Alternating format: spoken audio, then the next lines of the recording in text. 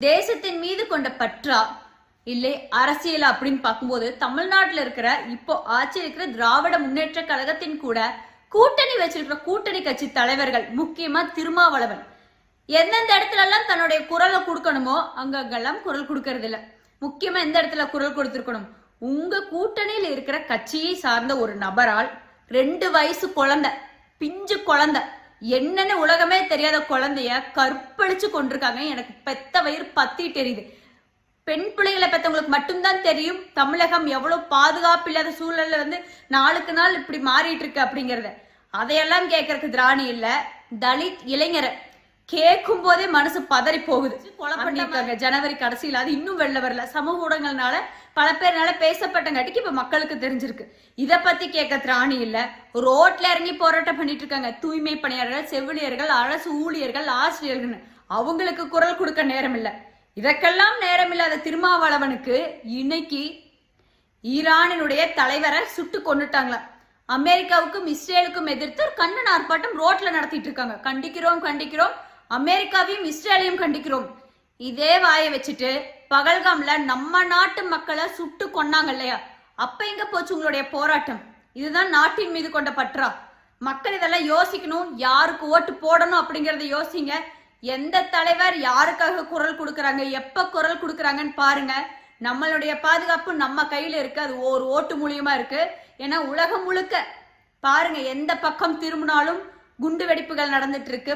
துபாயில கூட பாதுகாப்பு இல்லாத சூழல். ஆனா நம்மளுடைய ஒரு ஓட்டு மோடிஜியை கொடுத்துருக்குங்க. இன்னைக்கு சந்தோஷமா நான் நிம்மதியா உட்காந்துட்டு இருக்கேன் வீட்டுக்குள்ள, ஒரு வீடியோ பண்ணிட்டு இருக்கேன். நீங்க அதை நிம்மதியா வீடியோ பார்த்துட்டு இருக்கீங்க. நிம்மதியா நம்ம தூங்குறோம், நல்லா சாப்பாடு சாப்பிட்றோம், எந்த பயமும் இல்லாம நிம்மதியா நாட்டில் இருக்கோம். அப்படின்னா உங்களுடைய ஒரு ஓட்டு நம்மளுடைய பாரத பிரதமர் அவர்களை கொடுத்துச்சு.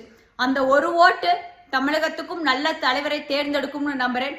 தேசத்தின் மீது கொண்ட பற்றா இல்லை அரசியல் அப்படின்னு பார்க்கும்போது தமிழ்நாட்டில் இருக்கிற இப்போ ஆட்சி இருக்கிற திராவிட முன்னேற்ற கழகத்தின் கூட கூட்டணி வச்சிருக்கிற கூட்டணி கட்சி தலைவர்கள் முக்கியமா திருமாவளவன் எந்தெந்த இடத்துல எல்லாம் தன்னுடைய குரலை கொடுக்கணுமோ அங்கெல்லாம் குரல் கொடுக்கறது இல்ல. முக்கியமா எந்த இடத்துல குரல் கொடுத்திருக்கணும், உங்க கூட்டணியில் இருக்கிற கட்சியை சார்ந்த ஒரு நபரால் 2 வயசு குழந்தை, பிஞ்சு குழந்தை, என்னன்னு உலகமே தெரியாத குழந்தைய கற்பழிச்சு கொண்டிருக்காங்க. எனக்கு பெத்த வயிறு பத்தி தெரியுது. பெண் பிள்ளைகளை பெற்றவங்களுக்கு மட்டும்தான் தெரியும் தமிழகம் எவ்வளவு பாதுகாப்பு இல்லாத சூழல்ல நாளுக்கு நாள் இப்படி மாறிட்டு இருக்கு அப்படிங்கறத. அதையெல்லாம் கேட்கறதுக்கு திராணி இல்ல. தலித் இளைஞரை கேட்கும் போதே மனசு பதறி போகுது. கொலை பண்ணிருக்காங்க ஜனவரி கடைசியில். அது இன்னும் வெளில வரல. சமூக ஊடகங்கள்னால பல பேர்னால பேசப்பட்டங்காட்டிக்கு இப்ப மக்களுக்கு தெரிஞ்சிருக்கு. இத பத்தி கேட்க திராணி இல்ல. ரோட்ல இறங்கி போராட்டம் பண்ணிட்டு இருக்காங்க தூய்மை பணியாளர்கள், செவிலியர்கள், அரசு ஊழியர்கள், ஆசிரியர்கள். அவங்களுக்கு குரல் கொடுக்க நேரம் இல்ல. இதற்கெல்லாம் நேரம் இல்லாத திருமாவளவனுக்கு இன்னைக்கு ஈரானினுடைய தலைவரை சுட்டு கொண்டுட்டாங்களா. அமெரிக்காவுக்கும் இஸ்ரேலுக்கும் எதிர்த்து கண்டன ஆர்ப்பாட்டம் ரோட்ல நடத்திட்டு இருக்காங்க. கண்டிக்கிறோம் கண்டிக்கிறோம், அமெரிக்காவையும் இஸ்ரேலையும் கண்டிக்கிறோம். இதே வாயை வச்சுட்டு பகல்காம்ல நம்ம நாட்டு மக்களை சுட்டு கொன்னாங்க இல்லையா, அப்ப எங்க போச்சு உங்களுடைய போராட்டம்? இதுதான் நாட்டின் மீது கொண்ட பற்றா? மக்கள் இதெல்லாம் யோசிக்கணும். யாருக்கு ஓட்டு போடணும் அப்படிங்கறத யோசிங்க. எந்த தலைவர் யாருக்காக குரல் கொடுக்கறாங்க, எப்ப குரல் கொடுக்கறாங்கன்னு பாருங்க. நம்மளுடைய பாதுகாப்பு நம்ம கையில இருக்கு. அது ஒரு ஓட்டு மூலியமா இருக்கு. ஏன்னா உலகம் முழுக்க பாருங்க, எந்த பக்கம் திரும்பினாலும் குண்டு வெடிப்புகள் நடந்துட்டு இருக்கு. துபாயில கூட பாதுகாப்பு இல்லாத சூழல். ஆனா நம்மளுடைய ஒரு ஓட்டு மோடிஜியை கொடுத்துருக்குங்க. இன்னைக்கு சந்தோஷமா நான் நிம்மதியா உட்காந்துட்டு இருக்கேன் வீட்டுக்குள்ள, ஒரு வீடியோ பண்ணிட்டு இருக்கேன். நீங்க அதை நிம்மதியா வீடியோ பார்த்துட்டு இருக்கீங்க. நிம்மதியா நம்ம தூங்குறோம், நல்லா சாப்பாடு சாப்பிட்றோம், எந்த பயமும் இல்லாம நிம்மதியா நாட்டில் இருக்கோம். அப்படின்னா உங்களுடைய ஒரு ஓட்டு நம்மளுடைய பாரத பிரதமர் அவர்களை கொடுத்துச்சு. அந்த ஒரு ஓட்டு தமிழகத்துக்கும் நல்ல தலைவரை தேர்ந்தெடுக்கும்னு நம்புறேன்.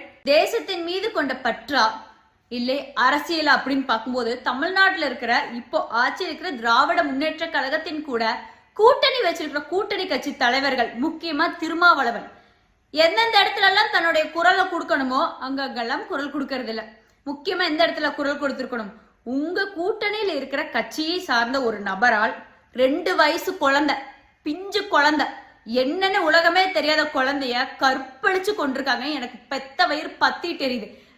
பெண் பிள்ளைகளை பெற்றவங்களுக்கு மட்டும்தான் தெரியும் தமிழகம் எவ்வளவு பாதுகாப்பு இல்லாத சூழல்ல நாளுக்கு நாள் இப்படி மாறிட்டு இருக்கு அப்படிங்கறத.